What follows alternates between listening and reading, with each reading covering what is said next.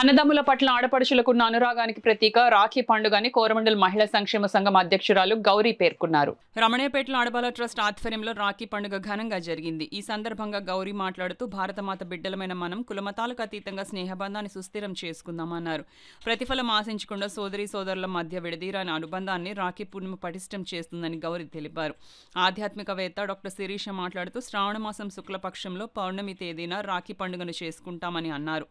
ఆడపడుచును మహాలక్ష్మిగా పరాశక్తికి ప్రతీకగా భావించే సంస్కృతి మనది అని అన్నారు. కష్టసుఖాల్లో భరోసాను అక్కా చెల్లెలు కల్పించడమే రాఖీ బంధం అని అన్నారు.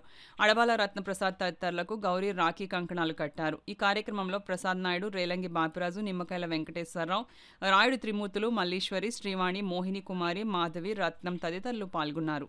దీన్ని రాకా పున్నమి, రాక అంటే రాకాశశి అంటాం, చంద్రుడికి ఆ పున్నమి, దాన్ని రాఖీ పూర్ణం అయిపోయింది. అది మనకి ఎంత కాలానికి లోకానికి రక్షణగా, అనుబంధాలకి రక్షణగా ఉంటుంది కనుకనే రాఖీ పౌర్ణమి చాలా విశిష్టంగా సోదర సోదరీమణులకి చాలా ప్రత్యేకమైంది.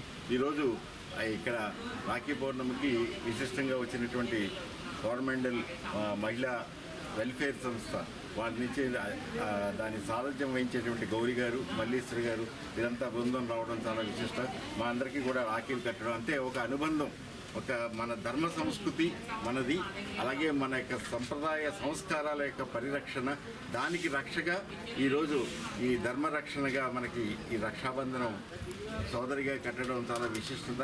వాళ్ళకు కూడా శుభాలని అందించాలని ఈ శ్రావణ మాసంలో వచ్చే పున్నమి ప్రత్యేకత అది.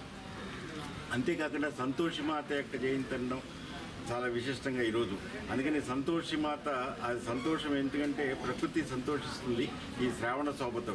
అటువంటి ఆ పున్నమి వెలుగులు మన సంస్కార పున్నమి అనడానికి ఈ ముఖ్యంగా అనుబంధాలు, మానవ సంబంధాలే కాదు సోదరి అనుబంధాలు కూడా ఎప్పటికి కూడా ప్రేమానురాగాలతోటి అసలైన మనీ బంధాలు కాకుండా మానవ సంబంధాలుగా నిలవాలని ఆ ఆకాంక్షతో ఇక్కడ అడబాల వేదిక మీద జరగడం చాలా విశిష్టం కనుక అందరికీ శుభాకాంక్షలు.